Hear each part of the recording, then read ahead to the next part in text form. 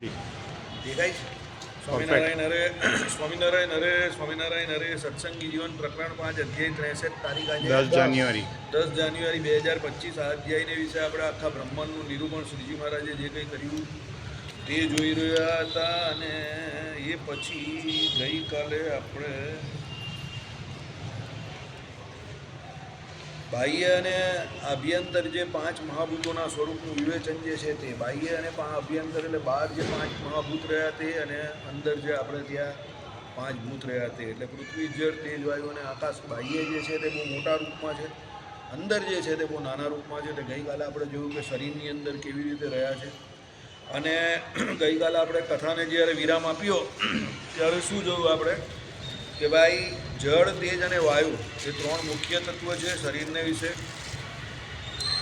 એમાં આપણે જળ કેવી રીતે છે તે પણ જોયું, તેજનું પણ જોયું અને વાયુનું પણ જોયું. બરાબર, વાયુ જે છે તે પ્રાણ, અપાન, વ્યાન, ઉદાન અને સમાન આ 5 રૂપે એમ કે શરીરને વિશે રહે છે.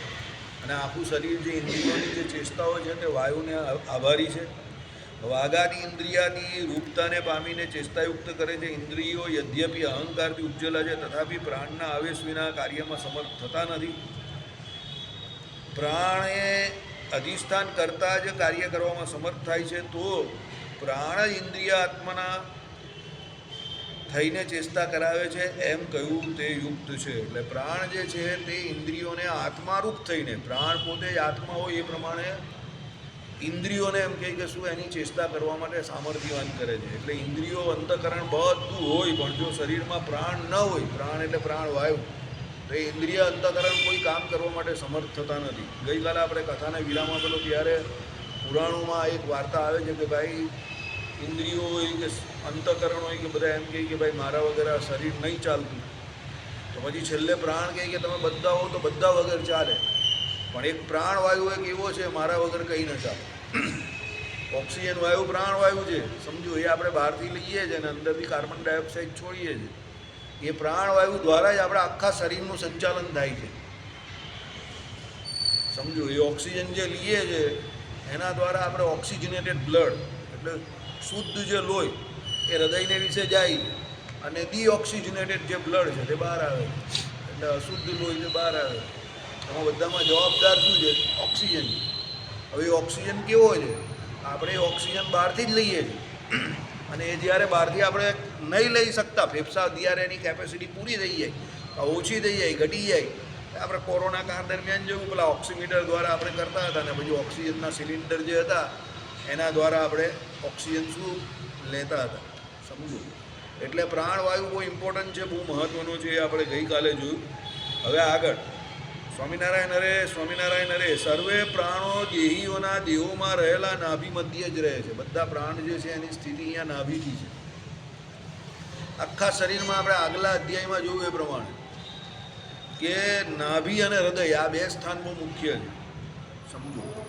જીવ રહ્યો છે હૃદયને વિશે અને બધી નાડીઓ જે રહેલી છે તે આપણી ક્યાં નાભીને વચ્ચે રહેલી છે અને જીવનું પણ ત્યાં અધિષ્ઠાતાપણું છે.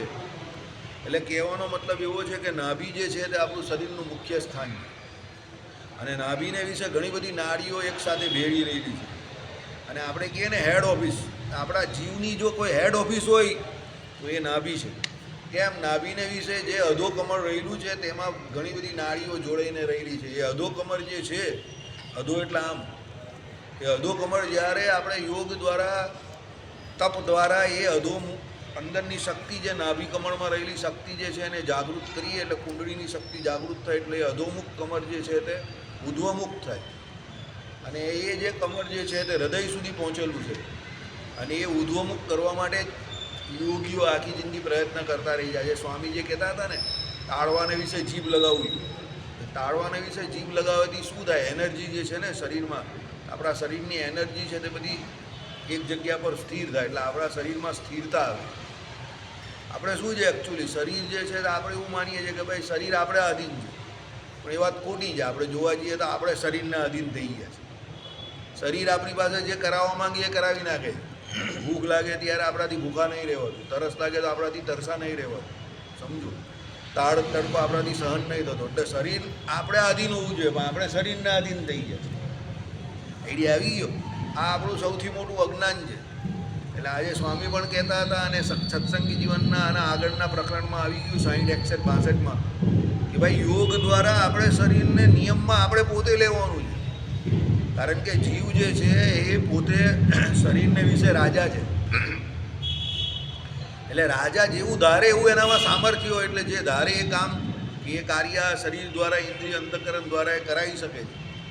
પણ આપણો પ્રોબ્લેમ કેવો થઈ ગયો છે કે જીવ જે છે તે રાજા છે, તે પોતાને એકદમ નમાલો ને નઠ્ઠારો કરીને બેસી ગયો છે, નક્કામો નાદારી જાહેર કરી દીધી છે. એટલે ઇન્દ્રિયો અંતઃકરણ બધા આપણી ઉપર હાવી થઈ ગયા છે પ્રજાની જેમ. એટલે જે શરીરને આપણે પોતાના નિયમનમાં વર્તાવીને ભગવત પ્રાપ્તિ કરવાની હોય એની જગ્યા પર આપણે એ શરીરનો દુરુપયોગ કરીને વિષય ભોગમાં પડેલા છે.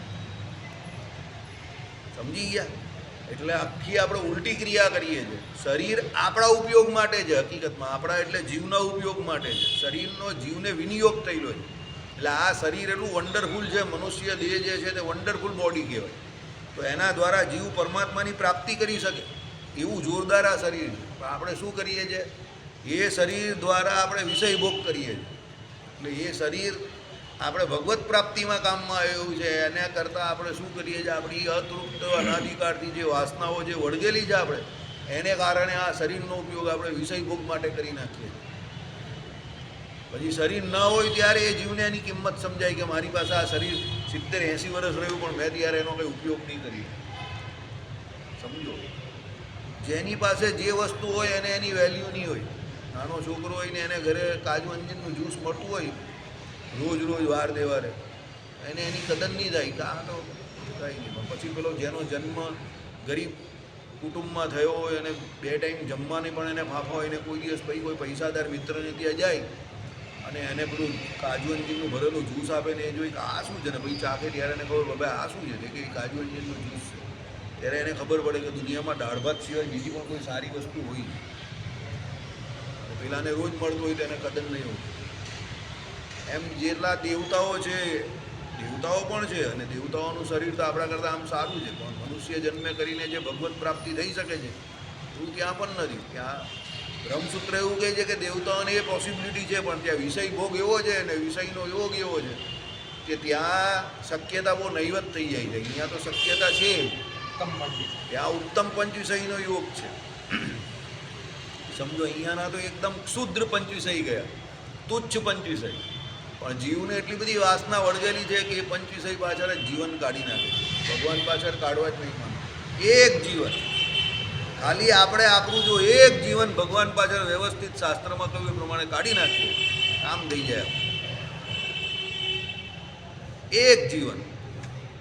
પણ આપણા પોતાના એક જીવનમાં પણ એટલા બધા આ શરીરના ધ્યેય હોય છે. નાના હોય ત્યારે ભણવાનું ને પછી મોટા થાય ત્યારે કમાવાનું ને પછી ઓસ્ટ્રેલિયા જવાનું ને અમેરિકા જવાનું ને લંડન જવાનું ને રૂપિયા પૈસા કમાવાના, સમાજમાં નામ કરવાનું ને પ્રતિષ્ઠા કરવાની ને આ બધા એવા અવળા ચક્કરમાં આપણે પડી જઈએ છીએ કે જેને કારણે જે કરવાનું છે એ રહી જાય. આપણે ખબર જ નથી હોતી કે આ કરવાનું. 95% માણસને તો એ ખબર જ નથી હોતી કે મનુષ્ય જન્મે કરીને શું કરવાનું છે. એને આ જ બધું કરવું છે. વિષય ભોગ કરવો છે, નામના કરવી છે, પૈસા કમાવા છે, બાયરી છોકરા, ગર્વ એટલે સ્ત્રી હોય તો એને લગ્ન કરાવવા છે કન્યાના. આ જ બધી ચિંતા હોય ને આમાં આખું જીવન નીકળી જાય. હકીકતમાં મનુષ્ય જન્મનું આ કોઈ ધ્યેય નથી. આ તો ખાલી આમને આમ જ ચાલ્યા કરે છે. તો શરીર પૂરતું છે, શરીર ભારણ પૂરતું તો બધાને ભગવાન અનાજ પાણી બધું આપી જ દઈ છે, હવા પાણીને ખોરાક. પણ આપણે એનાથી વિશેષ બધી એટલી બધી વાસનાઓ બાંધી દીધી છે કે જેને કારણે આખું આ મૂલ્યવાન જીવન જે છે તે આ બધા ખોટા ધંધામાં નીકળી જાય. અને જે ભગવત પ્રાપ્તિ થઈ શકે છે, અમૂલ્ય એવા ભગવાન મળી શકે છે, એની પાછળ આપણે સમય કાઢતા નથી. એને એટલા ગંભીરતાથી એ વિષયને લેતા નથી. એટલે જન્મોના જન્મો આમને આમ નીકળી જાય છે. આ તો પરમાત્મા બહુ દયાળુ છે, કૃપાળુ છે, એટલે આપણે મનુષ્ય જન્મ મળે છે અને જીવના આપે છે. પણ પછી પરમાત્મા ક્યાં સુધી તમારી ઉપર દયા કરે? જ્યાં તમે જ પોતાની ઉપર દયા કરવા તૈયાર ના હોવ તો ભગવાન બી ઉસી કી મદદ. બરાબર? ભગવાન બી ઉસી કી મદદ કરતે જો अपनी मदद खुद करना चाहता हो. આપણે આપણી મદદ કરવા જ નહીં ચાહતા તો શું કરીએ? ભગવાનનો થોડો વાંક છે. બરાબર? ચાલો. એટલે નાભી મધ્યે બધું સર્વ પ્રાણો રહેલા છે. તે જ સ્થાન થકી પ્રાણો દેહમાં આડાઅવળા ઊંચે નીચે પ્રસરે છે. એટલે નાભીમાંથી જેનું મેઇન જંકશન છે કોનું? પ્રાણવાયુ. એ પ્રાણવાયુ જે છે તો ઉપર નીચે જે કંઈ જાય છે તે નાભીથી જ જાય છે. બરાબર કે ભાઈ જ્યારે ખોરાક લેવાનો હોય ત્યારે એ પ્રાણને ક્યારે વાયુને કેવી રીતે જવાનું, જ્યારે નીચે કેવી રીતે ઉતરવાનું, આ બધું જે કંઈ છે તે બધું પ્રાણવાયુ દ્વારા થાય. હવે જો આપણા શરીરની જે કોઈ ક્રિયા છે તે બધામાં પ્રાણવાયુ જવાબદાર છે. બરાબર, તમે જે કંઈ ખોરાક લેવું તેના માટે પણ પછી એને પચાવવાનું હોય તો પછી એને ધક્કો મારવાનો હોય કે જે કંઈ કામ થતા હોય બધા એ અંદર રહેલા વાયુને કારણે થતા હોય. સમજો, બરાબર. એ ખોરાક વધી જાય તો વાયુ અટકી જાય તો પછી ગેસ થઈ જાય તો પછી અકળામણ ગભરામણ થઈ જાય. બરાબર, એટલે એ વાયુ જે છે તે બધા જે કોઈ પદાર્થ હોય તે બધાને આગળ તરફ ઘસડી આપે છે, ધસડી આપે છે, મોકલી આપે છે, ધક્કો મારી આપે છે. એટલે વાયુની બહુ જરૂર છે આપણા શરીરમાં. બરાબર. ચાલો, પ્રધાનપણે વાયુ સુષુમ્ણામાં સર્વદા વહે છે. તે સુષુમ્ણા થકી જ તેની આશ્રિત અન્ય સમસ્ત નાડીઓમાં પ્રવેશે છે. સુષુમ્ના નાડી જે અહીંયાથી એનો માર્ગ જે કયો છે ત્યાં એમ કહે કે શું છે કે એ વાયુ રહ્યો છે અને એ સુષુમ્ના નાડી થકી બીજી બધી નાડીઓમાં એ પહોંચે છે. એ સતમ તે પ્રાણ નાભી થકી ઉધ્વ વ્યાપીને પ્રાણવૃત્તિએ વિશિષ્ટ વર્તતા આ શરીરને ધારતો થકો મસ્તકમાં અને તેમાં રહેલા વહનીમાં વ્યાપીને વર્તે છે. અહીંયા જે મસ્તકમાં બ્રહ્મરંધ્ર રહેલું છે, બરાબર, તે પ્રાણ જે છે તે નાભી થકી ઉધ્વ વ્યાપીને, નાભી થકી એટલે નાભી થકી પછી ઉધ્વ એટલે ઊંચો જાય. બરાબર, પ્રાણ વૃત્તિએ વિશિષ્ટ વર્તતા આ શરીરને ધારતો થકો. એટલે પ્રાણ વૃત્તિથી આખું આ શરીર જે છે એ શરીરને ધારે કોણ? આ પ્રાણવાયુ. અને ધારતો થકો મસ્તકમાં એટલે અહીંયા મસ્તકમાં આવી જાય અને તેમાં રહેલા વહનીમાં વ્યાપીને વર્તે છે. અંદર વહની જે છે એની અંદર એ વ્યાપીને વર્તે છે. બરાબર, એ જ પ્રાણ નાભી થકી નીચે પ્રસરતા અપાન વૃત્તિ ભેદથી અપાન સંજ્ઞાને પામીને જઠરાગ્નિને પ્રદીપ્ત કરે છે. મેં તમને કહું ને, જઠરાગ્નિને પ્રદીપ્ત પણ આ પ્રાણ જ કરે. એટલે એ જઠર જે છે એની અંદર જે અગ્નિ જે છે તેવો ને એવો ભભૂકતો રહે અને એ એના દ્વારા આપણા શરીરમાં જે કંઈ તમે અનાજ ખાઓ તે અનાજનું પાચન થાય. એટલે એ પ્રાણવાયુ દરેક જગ્યા પર કામમાં છે. પ્રાણવાયુ ઓક્સિજન. જે વ્યક્તિ એના શરીરમાં ઉધ્વ જગ્યા પર એટલે જેના મસ્તકમાં આપણે કહીએ ને આ ખોપરીની અંદર મગજની અંદર જેટલો ઓક્સિજન વધારે પહોંચે એ વ્યક્તિનું મગજ એટલું વધારે ચાલે, એનું સેન્સ ઓફ હ્યુમર એટલું વધારે સારું. જે વ્યક્તિ વાતે વાતે કોઈ પણ વાતમાં જોક મારી શકતો હોય કે હસી શકતો હોય કે લોકોને હસાવી શકતો હોય, એનું સેન્સ ઓફ હ્યુમર વધારે હોય, એનો પ્રાણવાયુ એના મગજ સુધી વધારે પહોંચતો. એટલે આ લોકો લાફિંગ ક્લબને આ બધું જે ચાલુ રાખે છે તેનું કારણ આ છે કે તમે જેટલા જોરમાં હશો એટલા જોરમાં તમારો જે પ્રાણવાયુ જે છે તે મસ્તક સુધી ઉપર પહોંચે. અને જે વ્યક્તિ જેટલો ગગો તમને દેખાતો હોય કે જેટલો નિરાશ દેખાતો હોય, દુઃખી દેખાતો હોય, એટલા એના મસ્તકમાં પ્રાણવાયુ ઓછો પહોંચતો હોય. એને નાના નાના જોકમાં સમજ નહીં પડે. સમજો, એ સાચું માની જાય કોઈ પણ વાત કોઈ જોકમાં કરે, લાઇટલી કરે તો ખબર નહીં પડે કેમ એને પ્રાણવાયુ ઉપર સુધી પહોંચતો નથી, ઓછો પહોંચે છે. એટલે એને થોડુંક છે ને એકાંતમાં બેસીને એ બધું વિચારીને થોડુંક હસવાનું, થોડુંક પોતાની જાતને કેવી રીતે લાઇટ કરવી એ બધું જરૂરી છે. કારણ કે એ ઉલઝી ગયેલો છે સંસારમાં, આ બધી સંસારની વિડંબણામાં એ ઉલઝેલો જ ને, એને કારણે જે પ્રમાણે એના શરીરની ક્રિયાઓ જે થવી જોઈએ પ્રાણવાયુની એ થતી નથી. સમજો, એટલે આ લોકો લાફિંગ ક્લબ ખોલીને હે કરીને હસે છે. તમને એમ કે ગાંડા છે કે આ લોકો હસવાના પૈસા આપે છે? અરે એ ગાંડા નથી, એ ડાયા છે. એને આખો દિવસ સમય નહીં મળતો એટલે લાફિંગ ક્લબમાં સવારે જઈને હસે છે. પછી પેલા ભાઈ જોક મારે કે એવું કંઈ કરે ને જોર જોરમાં હસાવે એટલે બધા એક સાથે ભેગા થાય. 65 વર્ષના વૃદ્ધો, 70 વર્ષના, 75 વર્ષના ને પછી એક બધા હસે હા હા કરીને. એટલે ઓક્સિજન અહીંયા પહોંચે. માનસિક રીતે એ વસ્તુ બહુ તમને મજબૂત બનાવે. સમજો, એક વસ્તુ યાદ રાખજો, દુનિયામાં તમને જેટલા લોકો મૂર્ખ લાગે છે ને, યાદ રાખજો એ લોકો એટલા મૂર્ખ નથી જેટલા તમે એને સમજો છો. આઈડિયા આવી ગયો? કોઈ વ્યક્તિ મૂર્ખ નથી. તમે જોવા જાઓ ને અબોલ તો કોઈ મૂર્ખ નથી. તમે સ્વાર્થી કહી શકો અને સ્વાર્થને કારણે ઘણી વખત માણસ મૂર્ખ બનતો હોય કે આમ કરી નાખો તો આમ મળી જશે ને આમ કરી નાખો તો આમ મળી જશે. એ સ્વાર્થને કારણે મૂર્ખ બનતો હોય પણ એકચ્યુઅલી એ સ્વાર્થમાં પણ એનો લાભ શોધવા જ જતો હોય. એટલે એ મૂર્ખ તો નથી. એ લાભ શોધવામાં મૂર્ખ એને સામેવાળો બનાવી ગયો પણ એ મૂર્ખ નથી, એને એનો લાભ સમજ પડે છે. સમજો, આઈડિયા આવી ગયો? એટલે કહેવાનું તાત્પર્ય એવું છે આ પ્રાણવાયુ જે છે તે શરીરને વિશે બહુ મહત્ત્વનો છે, કારણ કે જેટલો પ્રાણવાયુ તમે તમારા શરીરને વિશે સ્થિરતાથી ટકાવી શકો એટલું તમારું મન સ્થિર રહે, એટલી એ ભગવાનમાં વૃત્તિ એની વધારે રહે, એટલો એ શાંત રહે, એટલો એ આનંદમાં રહે.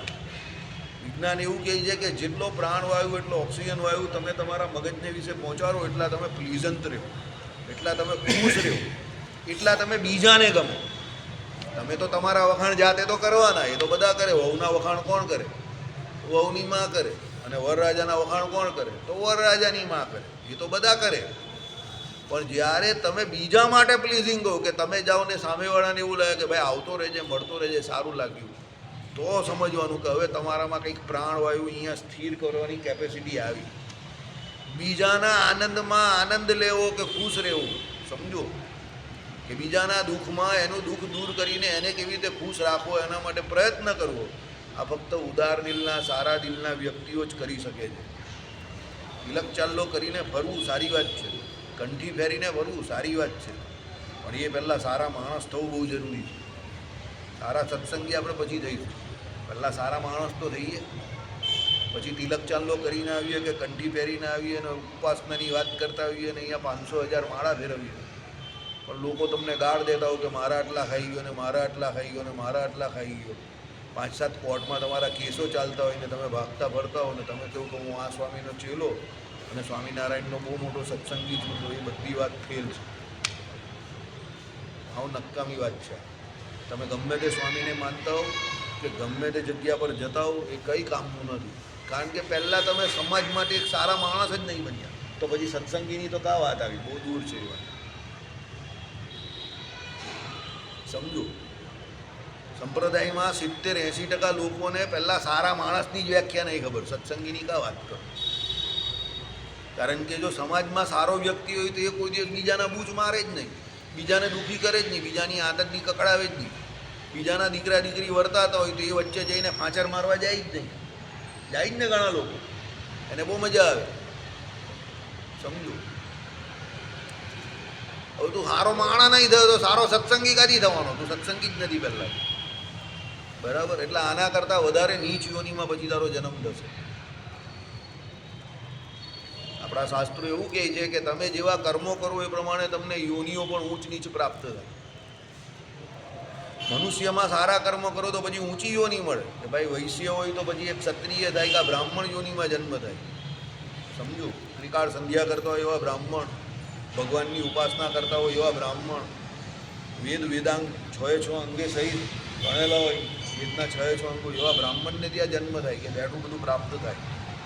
ખરાબ કર્મ કરો તો આનાથી નીચી યોનીને પામો, કા પશુ પક્ષી તિર્યકાદી યોનીને પણ પામે. તમો ગુણી યોની, ખાવા પીવાના ઊંઘવા સિવાય કંઈ ખબર જ નહીં. ભજન કેવી રીતે થાય એને શું ખબર? ખાવાનું પીવાનું, ગધા ખાના જાણે. મારા પપ્પા કે એ પ્રમાણે ગધા ખાના ના જાણે ને ગધા ઊંટ ના જાણે ને ગધા પેટ ના જાણે. ગધેડાને કાં ખબર છે કે મોક્ષ કેવી રીતે થાય કે મંદિર આવે? કોઈ મંદિરમાં ગધેડો આવેલો જ કોઈ દિવસ જોયો તો? નીચે આવે ડોગરા ઉચકવા માટે, મંદિરમાં આવે તો લોકો ભગાવી દે. સમજો, એટલે વેલ્યુ જે ભગવાને આપણે આપેલું છે એની રાખો, જે નથી એની ઓછપ અનુભવીને મજૂરી એની લાગી જાઓ. તગારા ઉચકવા કે મારી પાસે આ નથી ને પેલું નથી ને ફલાણું નથી ને ઢીમકું નથી ને અહીંયા આવીને ભગવાનને મોટી લાંબી ફરિયાદ પોથી કાઢવાની ને ફરિયાદ કરવાની, અને પછી હવાર પર એટલે તગારા ઉચકવા પેલા ગધેડાની જેમ મજૂરી ચાલુ કરી નાખો. Develop attitude of king. રાજા છો એવો વિચાર કરો. આપણે બધા પોતપોતાના હિસાબે રાજા જ છે. માનો તો રાજા, ન માનો તો પછી પેલા જય સ્વામિનારાયણ. મારે કંઈ કહેવો નથી, એવો શબ્દ નહીં વાપરવો અહીંયા. એવા રાજાનો અર્થ શું થાય? કે જે નિયમનમાં પોતે રહેલો છે ને નિયમનમાં બીજાને રાખે, એ રાજા છે. કંઈ ખોટું કરે એ રાજા નથી, સમજો. અને રાજા પણ જો ખોટું કરે તો એની જગ્યા પરથી પડી જ જાય છે. આપણે જોયું જ છે, ગમે એવો રાજા હોય. સમજા મારી વાત? એટલે આપણે રાજા છે તો પહેલાં રાજાની જેમ વર્તતા શીખો. રાજા પહેલાં તમે અંદરથી બનશો, યાદ રાખજો, બહારથી પછી બનશો. તો પહેલાં રાજાની જેમ એવી રીતે ફરતા શીખો ને કે ભાઈ મારે રાજાની જેમ રહેવું છે એમ. સમજો, બધી નાની નાની બાબતમાં લોકો જોડે લડાઈ ઝઘડા કરવા, નાની નાની બાબતમાં લોકો જોડે તું મેં કરવી, આના બૂચ મારવા પેલાના બૂચ મારવા, એ રાજાનું કામ નથી. હડપ કરી નાખું લોકો, એ થોડું રાજાનું કામ. એ તો પેલા બધા જંગલના પ્રાણીઓ એ પ્રમાણે પેલો ખાતો હોય તો એની ઉપર તડાપ મારે, આ ખાતો હોય તો પેલા એની ઉપર તડાપ મારે. બધા પ્રાણીઓ અંદર શિકાર માટે લડતા નથી હોતા, એ પ્રાણીઓનું કામ છે. એ તો નીચું કામ છે, સમજો. મનુષ્ય જન્મે કરીને તમે જાનવર જેવું કામ કરો છો. એટલે થોડો વિચાર કરો. બોલવાનું બહુ સરળ છે, બધા બહુ મોટી મોટી એડવર્ટાઇઝ કરે છે, જાહેરાત આપે છે આપણાવાળા કે બહુ મોટા સત્સંગીને મળ્યા મળશે નહીં ને, આવ્યા નહીં ને, આવશે નહીં ને, સર્વોપરી ભગવાનને, સર્વ કારણના કારણને એવા સ્વામિનારાયણ ભગવાન, અમારા મંદિરો હો મોટા મોટા, અમારી બધી વિશેષતા, અમારા ઉત્સવો સમૈયા. ભાઈ બધી વાત સાચી, પણ અમે કા, આપણે કા. અને ઘણી વખત કોઈ બીજા સંપ્રદાયમાં કે કોઈ બીજી જગ્યા પર જતો કોઈ બહુ નાનામાં નાનો ને સામાન્યમાં સામાન્ય હરિભગત હોય અને તમે એને જઈને મળો તો તમને એમ થાય કે હાલ આનામાં બહુ સારા ગુણ છે આપણા કરતાં. આપણે તો આ ગુણ જ નથી આવ્યો એવો. આપણે કોઈની જોડે કંઈ દાદાગીરી કરવા જઈએ, વાતે કંઈ ભૂલ થઈ તો એવું તો લડવા જઈએ, દાદાગીરી કરવા જઈએ, એને શાસ્ત્રોના બધા પુરાવા આપવા જઈએ અને આપણે સાચા છે એમ કરીને એને પેલાને નીચે બેસાડવા જઈએ. અને પેલો બિચારા બીજા સંપ્રદાયમાં કે કોઈ બીજો હોય તો બિચારો પગે લાગે તમને આવી, ભાઈ મારી ભૂલ થઈ ગઈ. નહીં હોય તો પણ કંઈ, ન હોય તો પણ એ ભૂલ કે. એટલે આપણે કેવું કરે, ભાઈ તમારી કોઈ ભૂલ નથી, ભૂલ તો મારી છે. કંઈ ના ભાઈ, તમે ભગવાનના ભક્ત છો ને, તમારી જોડે જીતીને મને હું ભાઈ મારી ભૂલ છે એમ તને પગે લાગી દે. ત્યારે આપણે એમ થાય કે હા આપણા કરતાં બહુ આગળ. આપણામાં તો એ નમાલાપણું આવી ગયું છે એટલું બધું કે આપણાથી ઝુકાતું જ નથી, સમજો. બધા પુષ્પા થઈ ગયા છે, ઝુકેર ગઈ નહીં સાલા. એ પણ ઝૂકી ગયો ને, પેલી મર્ડર થયું એમાં, એટલે જે કંઈ થયું એમાં, દુર્ઘટના ઘટી એમાં, સમજો. એને પણ પોલીસ સ્ટેશન જવું પડે છે ને. એટલે એ પણ ખાલી ફિલ્મમાં જ બોલે છે ઝૂકેગા નહીં સાલા. મેં તો નથી જોયું એવું લોકો કહે. એટલે હકીકતની જિંદગીમાં એવું ઝૂકેગા નહીં સાલા એવું કંઈ હોતું જ નથી એમ, કે ભગવાન એને બતાવી દીધું કે તું ફિલ્મમાં જ છે. એવું એટીટ્યૂડ એવો આવી જાય ને ઘણી વખત. જતો થઈ ગયો ને પોલીસ સ્ટેશનમાં, પેપરમાં આવી ગયો પુષ્પા બી ઝૂકેગા, સમજી ગયા. એટલે એવું હરિભગત તરીકે એવું થોડું રખાય કે ભાઈ અમે કોઈને ઝૂકીએ જ નહીં, અમે કરીએ એ જ સાચું, અમે જ બધામાં સાચા. એવું ના હોય ભાઈ. હરિભગતનું લક્ષણ જ નથી. હરિભગત તો ચાલે સબકા સાથ, બધાને સાથે લઈને ચાલે. ભાઈ બધામાં મનુષ્ય માત્રમાં ઉણપ છે, ઓછપ છે. બે શબ્દ તમને નહીં ભાવતો હોય તો બે શબ્દ આને નહીં ભાવે તો બે શબ્દ મને નહીં આવડે, બે શબ્દ તો ચાલ ભાઈ, એનું નામ હરિભગત છે. આ તો તમને નીચા પાડીને હું મારી જાતનો ઊંચો બતાવવાની કોશિશ કરું એટલે હરિભગત થોડો છે, બરાબર. એટલે આ બધું છોડવાની જરૂર છે આપણે. ચાલો, એ જ પ્રાણ નાભી થકી નીચે પ્રસરતા અપાન વૃત્તિએ અપાન સંજ્ઞાને પામીને જાઠરાજ્ઞાને પ્રદીપ્ત કરે છે. અપાન પ્રાણને મધ્યે જઠરાગ્નિ વર્તે છે. એટલે પ્રાણ પછી અપાન જે કહ્યો તે અપાનમાં જઠરાગ્નિ આવે તમારે. વ્યાન વૃત્તિએ વશિષ્ઠ થતા પ્રાણ, અપાન, વ્યાન, ઉડાન અને સમાન, આ 5 પ્રકારના પ્રાણ એક જ છે, પણ આ 5 નામે કરીને બધા થોડા અલગ અલગ કામ કરે. વ્યાન વૃત્તિએ વિશિષ્ટ થતા વ્યાન સંજ્ઞાને પામેલો તે પ્રાણ સર્વ સંધિઓમાં સન્નિધિ આપીને આ વપુને ચેષ્ટા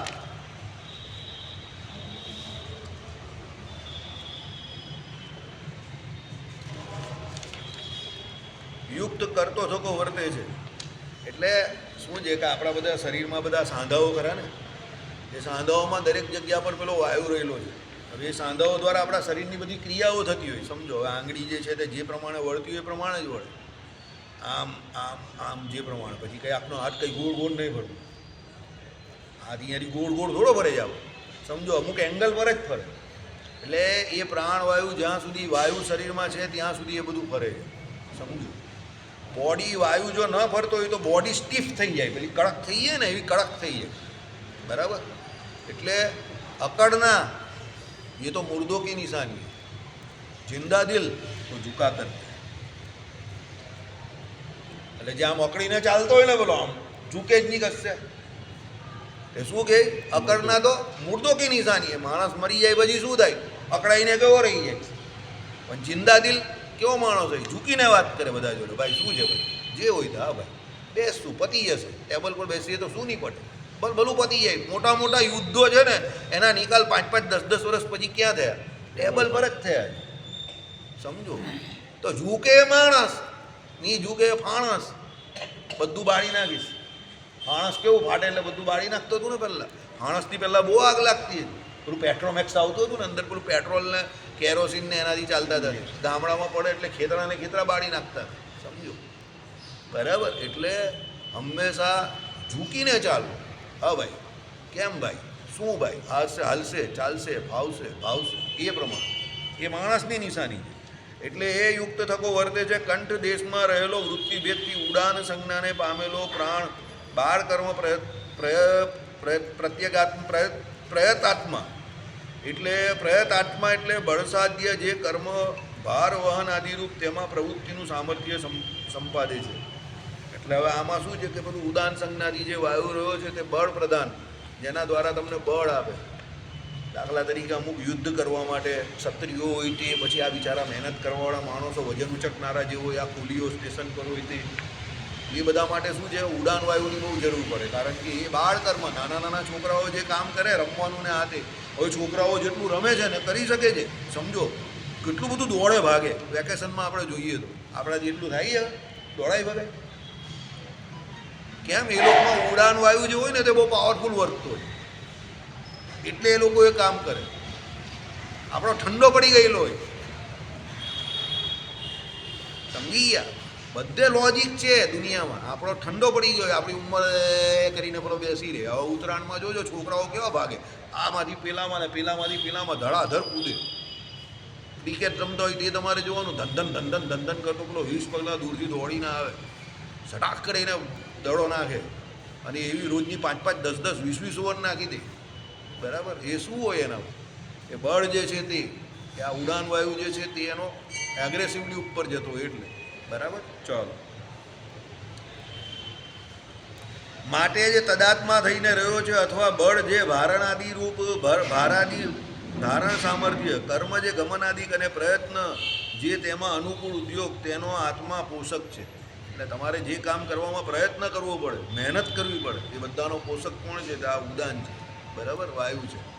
એના દ્વારા જ તમારાથી વાયુ દ્વારા તમે એક્સ્ટ્રા એફર્ટ્સ નાખીને કામ કરી શકો. ક્રિકેટની રમતમાં તમે જો હોકીની રમતમાં તમે જો ફૂટબોલની રમતમાં જો તો અમે એક્સ્ટ્રા એફર્ટ્સ જોઈએ તમને જો એ લોકોના વાયુ જોઈએ તો બહુ પાવરફુલ હોય બરાબર. ફાસ્ટ બોલર જે છે તો ફાસ્ટ બોલર જે રોજની 15-20 ઓવર નાખવી તો એ કોઈ સામાન્ય વ્યક્તિનું કામ નથી. એના માટે બહુ ફિટનેસ જોઈએ તમને. આર્મીમાં જે લોકો બેઠેલા હોય એને કેટલો બધો સામાન ઉપર નીચે કરી નાખે પર્વત ઉપર ચડવાનું નીચે લાવવાનું બરાબર. તો એ બધા જે કંઈ આવાગમન કરવા માટે બોડી ઉચકવાની હોય તેને લઈ જવા માટે જે તાકાતની જરૂર હોય તો કેને કારણે આવે વાયુને કારણે આવે સમજો બરાબર. એટલે એ પ્રમાણે બધી કેપેસિટી એવી રીતે બધાની અલગ અલગ હોય. એટલે ભાર વાહન કરતો હોય કે એવો હોય તો એ કંઈ એનું કામ પણ એ પણ એની રીતે મજબૂત છે સમજો. આપણાથી એ પણ નહીં થતું બરાબર. ચાલો યત કિંચિત ખાધેલું પીધેલું તેને સમરીતે તે સ્થાને પમાડતો માટે જ વૃત્તિભેદથી સમાન સંજ્ઞાને પામેલો પ્રાણ રક્તાદિ તે કોષોમાં રહેલા વહનીને સમ્યક ઉદ્દીપન કરતો થકો નાભીમાં વર્તે છે. કેવો છે એવા પ્રાણવાયુ જે આ વાયુ કેવો છે ખાધેલું પીધેલું હોય તે બધું પોતપોતાના સ્થાને પહોંચાડી દે. તમે ખોરાક લેવો છો તો અહીંયા ઈસોફેગસ નામની નળી આવે. અહીંયા ઈસોફેગસથી શરૂ થાય ખોરાક લેવાનું એટલે મોઢાથી લેવું ને પછી અહીંયા ઈસોફેગસ આવે. જ્યાંથી ઈસોફેગસથી એ જાય તો સીધું તમારા એ જે જાય તે કયા શરીરમાં ડાયજેસ્ટિવ પાચન તંત્રમાં જ જાય તમારું ખોરાક. ભગવાને બધી વ્યવસ્થા એવી રાખેલી છે કે અહીંયા એક વાલ રાખેલો છે. તમે ખોરાક લેવો એટલે એ બાજુની અન્ન નળી ખુલી જાય એટલે એમાંથી બધો ખોરાક ચાલ્યો જાય.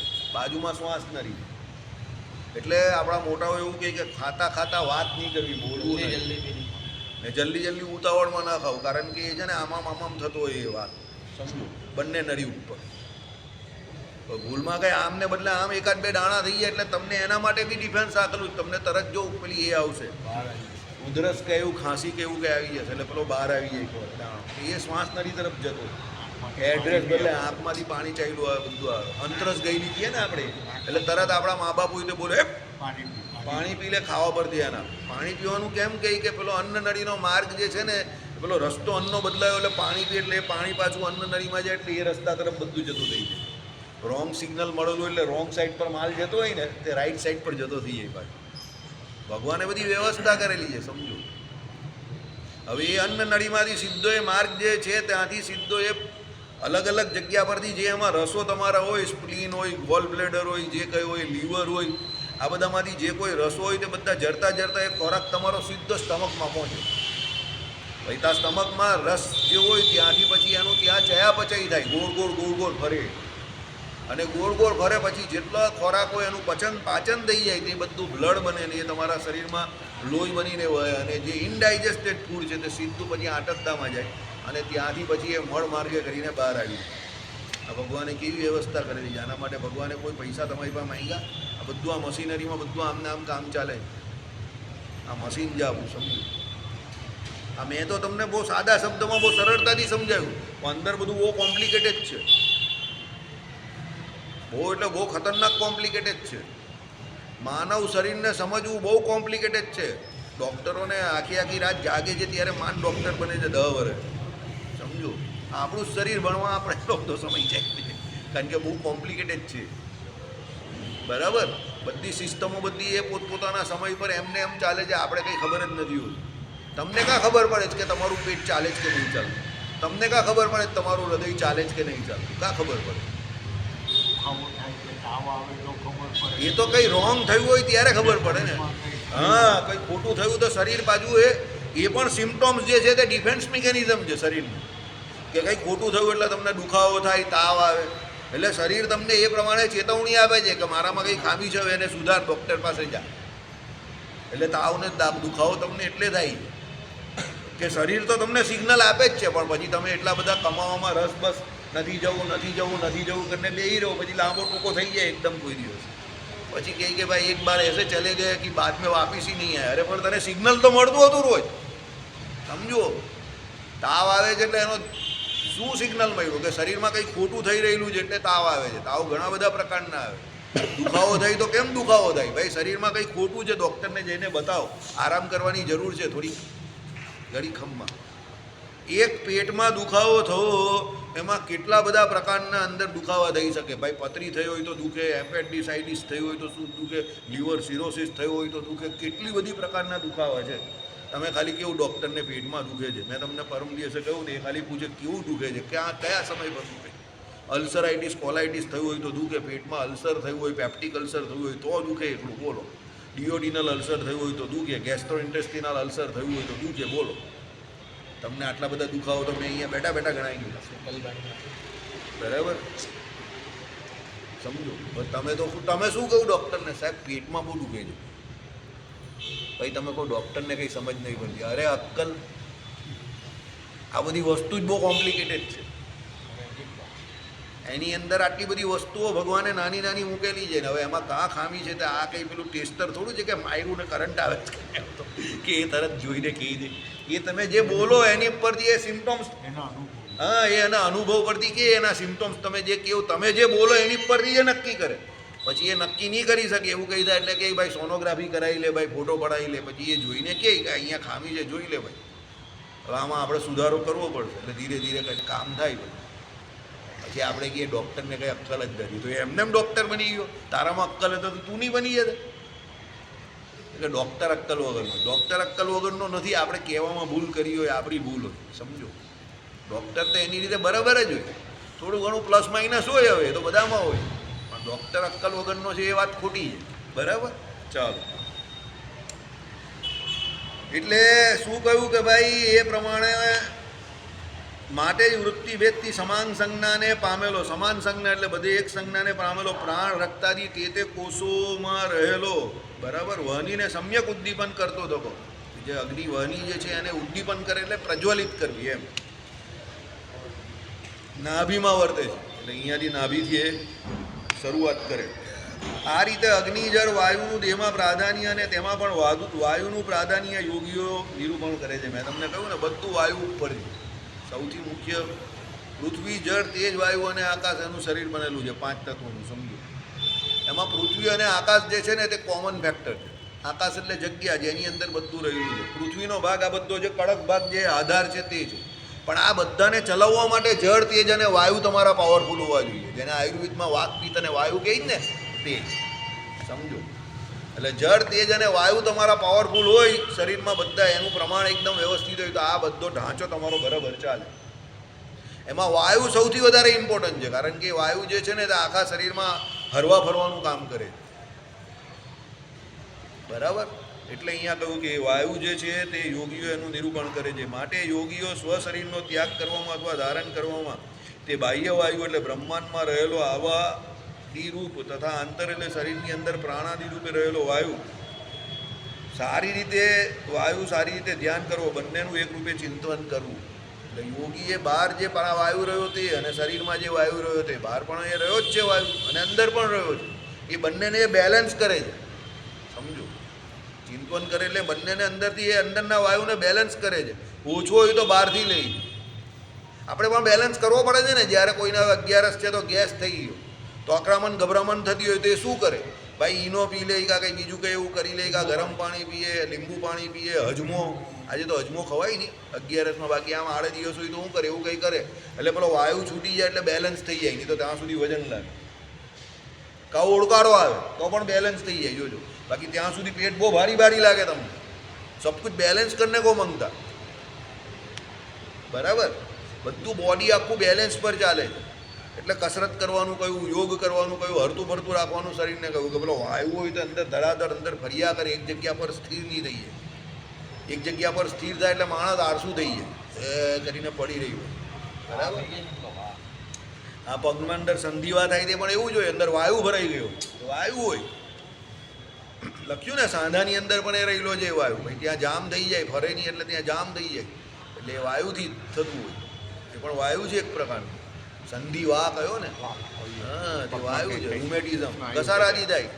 ત્યાં બોડીને ઘસારો લાગે ને, ઉંમરનો ઘસારો લાગે, તેને કારણે થાય. એમાં જે ઓઇલ બનતું હોય, બે જે આમ કરીને બે હાડકા હોય, એક આમનો ને એક આમનો, સમજો ને, એની વચ્ચે કાર્ટિલેજ હોય. કાર્ટિલેજ એટલે ની હાડકું કહેવાય એને, કે ની તમે એને માંસ કહી શકો, વચ્ચેનો ભાગ. એ કાર્ટિલેજ હોય ને, તે બંને કાર્ટિલેજ આમ જ્યાં સુધી અથડાતો હોય ને ત્યાં સુધી બે હાડકાનો ઘસારો નહીં થાય. પછી ઉંમર થાય પછી એ કાર્ટિલેજ ઘસાઈ જાય અને એની વચ્ચે કાર્ટિલેજની વચ્ચે ઓઇલ આવે. હવે એ ઓઇલ જેમ જેમ પૂરું થઈ જાય અંદર, જેમ આપણી ગાડીમાં કેવું ઓઇલ આવે ને એ પૂરું થઈ જાય, તેમ પછી પેલા બોન જે છે ને, બોન ડાયરેક્ટ ઘર્ષણ કરવા માટે, એટલે તમને દુખાવો ચાલુ થઈ જાય. સિમ્પલ લોજિક છે. એક હાડકું આમ જાય ને એક હાડકું આમ જાય ને, એની વચ્ચે છે કાર્ટિલેજ. સમજો, એટલે શેકતાની સિંગ જે સરગવો જે કહી ને અત્યારે સિઝનમાં, તે સરગવો ગોળ ને સિંગ ને આ બધું ખાઓ. લીમડો ખાઓ, જેના દ્વારા છે ને તમારા મસલ જે હોય ને એની અંદરના કાર્ટિલેજ તે મજબૂત થાય. શેકતાની સિંગ બહુ સારું, એનામાં ઓઇલ બહુ સારું. સાહેબ ઘણી વખત મને આપે છે સરગવો, કઢીવાળી સિંગ હોય ને એ સરગવો. હા, સરગવાનું ડાયરેક્ટ જ્યુસ પીએ તો એ બી બહુ સારું ઘૂંટણના દુખાવા. એના જેવો કોઈ ઇલાજ નથી, રામબાન ઇલાજ. સરગવાનું જ્યુસ બહેનોને ખાસ પીવડાવો. 50ની ઉંમર પછી ઇસ્ટ્રોજન ડેફિશિયન્સી થાય ને એ લોકોમાં હોર્મોન્સ, એટલે કેલ્શિયમની ડેફિશિયન્સી ને એ થાય, એટલે એને કારણે આ ઘસારો વધી જાય. એટલે બહેનોએ એ સરગવાનું જ્યુસ જે કહેવાય ને તે અઠવાડિયામાં એકવાર પીવું કાંઈ, તો એને આ સંધિવાનો દુખાવો આ ઘૂંટણાની ઘસાય. આપણે જ્યાં બધી શાકભાજી છે ને, એ બધી શાકભાજી એક પ્રકારનું આયુર્વેદ છે. તો આપણે એને શેકતાની સિંગમાં શું ખાવા એમાં, અરે યાર એ ખાવાનું. શેકતાની સિંગ બહુ સારી છે. સરગવો જે તમે કહ્યું ને એ શેકતાની સિંગ અહીંયા કે એ સરગવો બહુ સારો શરીર માટે. એ પહેલાંના ખેડૂત, આ લોકોના સમયમાં જે ખેડૂત હતા ને, તે તાજી જે સિંગ આવે ને એ બહુ ખાતા હતા. એની કઢીમાં ખાય, એની કઢી તો બહુ સરસ બને. બરાબર, એની જે કઢી હોય ને એની અંદર એ બનાવે છાશ જોડે, બેસન જોડે ને એની સાથે એ કઢી પીવાની પણ મજા આવે ભાત જોડે. સમજો, અને એ સરગવો હોય તો બધો ચૂસી જવાનો, એનો પલ્પ જે હોય ને અંદરનો બધો ચૂસી જવાનો, ખાલી છોડા કરી નાખવાનો. એ બહુ કામનો છે. એમાં ફાઈબર પણ બહુ આવે, એ તમને પાચન ક્રિયામાં બહુ મદદરૂપ થાય. સમજો, તમારું પાચન જે છે ને, પાચન તંત્ર પણ એનાથી બહુ જોરદાર બને. અને શરીરના સાંધાઓ બધા જે છે ને એમાં જે ઓઇલ જોઈએ ને એ બહુ મજબૂત, એમાં ઓઇલ બહુ આવે. એટલે સરગવો ખાઓ, બરાબર. જેને ઘરમાં ન બનાવતા આવડતું હોય તેને રેસીપી હોય તો પૂછી લેજો, બરાબર. આ ભૂરા ભગત બી બનાવે છે ને, હું પણ બનાવું છું મારા ઘરે, મને પણ બહુ ભાવે, બરાબર. અમારે ત્યાં પણ એવા છે ઘણા કે જેને નથી ભાવતું, પણ મને ભાવે છે, હું તો બનાવું છું. સમજો, બરાબર. એટલે એમાં ભાવે નહીં ભાવે એવું શું આવે? ભગવાને બનાવેલી વસ્તુ છે, બરાબર. ને આપણે કંઈ ખાવાની ના નહીં પાડતા, એવું ખાવું જોઈએ. એમ આ બધા જીભના ચટાકા આપણે એટલા થઈ ગયા છે. ચાલો, ઓકે. એટલે આ પ્રમાણે શું કહ્યું? વાયુ છે તે સારી રીતે ધ્યાન કરવો, બંનેનું એક રૂપે ચિંતન કરવું. પ્રાણ નિરોધ કરતા પ્રાણ આશ્રય જઠરાગ્નિ પોતે જ રોકાઈ જાય છે. તે બંને ઉપશાંત થતા તે યોગીનું બહુ કાળ પર્યંત રહે. બહુ કાળ પર્યંત રાખવા માટે શું કરવાનું તો સાંભળો. પ્રાણ નિરોધ કરતા પ્રાણ આશ્રય જઠરાગ્નિ પોતે જ રોકાઈ જાય છે. એટલે જઠરાગ્નિ જે અંદર જઠરનો અગ્નિ છે તે પોતે રોકાઈ જાય. તે બંને ઉપશાંત થતા, બંને શાંત થઈ જાય. યોગીનું વપુ બહુ કાળ પર્યંત રહે, એટલે યોગીનું શરીર જે છે તે પછી બહુ કાળ પર્યંત એમનું એમ રહે. કેમ? એ જઠરાગની જેમ પ્રજ્વલિત થતો હોય, જોર જોરમાં અગ્નિ હોય એટલે એને અનાજની જરૂર પડે, ભૂખ લાગે એટલે આપણે શરીરને અનાજ આપીએ એટલે એને વિકાર આવે. બરાબર? એ લોકો એ પ્રમાણે લઈ જ નહીં, એ લોકો પ્રાણવાયુથી જ શરીર ચલવે, એટલે અનાજ ખાવાની જરૂર જ નહીં પડે. એટલે અનાજ ખાય નહીં એટલે વિકાર થાય નહીં. જેટલા લોકો અનાજ વગર મરે છે દુનિયામાં, એનાથી વધારે લોકો વધારે અનાજ ખાઈને મરે છે, ઓવર ઇટિંગ કરીને. સમજો, નક્કામું ખાઈને મરે છે. ઓછું ખાઈને મરે છે આફ્રિકન કન્ટ્રીઝમાં. આફ્રિકામાં અમુક દેશોમાં તે અનાજ થતું નથી, તો માલ ન્યુટ્રિશનને કારણે બધા હાડકા દેખાતા હોય ને એવા મરી જાય લોકો, કુપોષણના શિકાર. પણ આપણે ત્યાં આ બાજુના જે લોકો છે તે બધા વધારે ખાઈને મળે, ઝાપટિયા જ કરે. અરે કેટલું ખાય? ખાવા ભૂખ એની મરે જ નહીં કોઈ દિવસ. ખાવા માટે જીવતો હોય ને એવું રીતે, ખાવા માટે થોડું જીવવાનું છે, જીવવા માટે ખાવાનું છે. સમજો, 2 રોટલી 3 રોટલી બરાબર છે ભાઈ. તમે બહુ હાર્ડ વર્કિંગ કરતા હો તો 4 રોટલી. પછી બહુ ખા કરે એનું મગજ પણ નહીં ચાલે, થોડા જેવું મગજ થઈ જાય પેલા કામદાર જેવું. મજૂર બુદ્ધિના માણસ હોય એ મજૂર બુદ્ધિના જ રહી. સમજો, સ્માર્ટ માણસ શું કરે તે સમજો, મગજનો ઉપયોગ વધારે કરે, એટલે ખોરાક લિમિટસર ઓછો લે, અને ખોરાકનું જે પ્રમાણ જે છે તે પૌષ્ટિક વસ્તુ વધારે અને વિચારે વધારે. સમજો, અને ખોરાક તમે જે કંઈ લેવું તે પ્રમાણે જળનું પ્રમાણ શરીરમાં વધારે સાચવવાનું છે, વાયુનું પ્રમાણ. તો તમે જે ખોરાક લેવું ને એમાં 70% પાણી હોવું જોઈએ, વોટર, જળ હોવું જોઈએ. સિંગમાં બહુ પાણી આવે, શેકતાનું સિંગ હોય એમાં પાણી બહુ આવે. ગાજરો આ બધા જે હોય ને, અત્યારે મૂળા છે, આ બધામાં પાણી બહુ આવે. પછી તમારા જેટલા પણ કંદમૂળ છે ને, સુરણ છે, રતાળું છે, આ બધામાં બહુ પાણી આવે. તો એવો ખોરાક લેવાનો. આ બધા ઋષિ મુનિને એ બધા કંદમૂળ કેમ ખાતા હોય? એમાં પાણી બહુ હોય એટલે. લીલા શાકભાજી વધારે ખાય. સમજો, આ બધા ફાલતુ ખોરાક ખાયા કરે, બર્ગર ખાઈને, પીઝા ખાઈને અક્કલ બગાડે, બુદ્ધિ બગાડે. ઘઉંનો લોટ જે છે ને એની રોટલી પણ છે ને એ સાંજે 6 વાગ્યા પછી ના ખાવાની, બહુ હેવી પડે. જુવાર ખાવાની, બાજરી પણ જે ખાવાની કઈ ઠંડીમાં તમને રક્ષણ આપે તે સવારે ખાવાની છે. બાજરો પણ બપોર પછી, સાંજ પછી ના ખાવું, કારણ કે એ બપોર પછી તમારો જે જઠરાગ્નિ છે ને એ ઠંડો પડી જાય, એનું પાચન નહીં થાય. પછી રાત્રે તમે 8 વાગે, 10 વાગે, 11 વાગે બાજરો અને પેલો રીંગણનો ઓળો ખાઓ તો પછી એસિડિટી થાય ને સવારે. પેલો કંઈ કે દાજરો બને છે, એસિડિટી થાય. અરે એસિડિટી જ થાય ને. તું રાતે 10 વાગે ખાઈ દો, વિરુદ્ધ આહાર છે. સમજો, એ 6 વાગે ખવાય, 6 વાગ્યા પહેલાં ખવાય રીંગણનો ઓળો ને બાજરો, તો એ પચી જાય. કાં બપોરે ખાય તો બહુ બેસ્ટ, 10 વાગે 11 વાગે સવારે ખાય ને તો બહુ બેસ્ટ, કારણ કે પછી શરીર હરતું ફરતું રહે તો એ પાચન થાય, તો એ શરીર માટે કામનું છે. ઘી લગાવેલું હોય રોટલા જોડે ને એ તો કામનું છે. અને એ કામ કરતો હોય એના માટે, જે બેઠો બેઠો જ જીવન જીવતો હોય એના માટે તો બાજરો નકામો છે, એના માટે ઝેર છે, કારણ કે એને પચાઈ જ નહીં શકે. તો જે કામ કરતો હોય એના માટે. અડદની દાળ પહેલાં ખેડૂતો બહુ ખાતા હતા. કેમ? કામ કરતા હતા એટલે પચતી હતી. હવે પેલો બેઠો બેઠો અડદની દાળ ખાઈ તો કા પચે? હોજરી પચાવી પણ જોઈએ ને. સમજો, બરાબર? એટલે એ પ્રમાણે વિચાર કરીને કામ કરવાનું છે. શ્રીપતિમ શ્રીધરમ સર્વદેવેશ્વરમ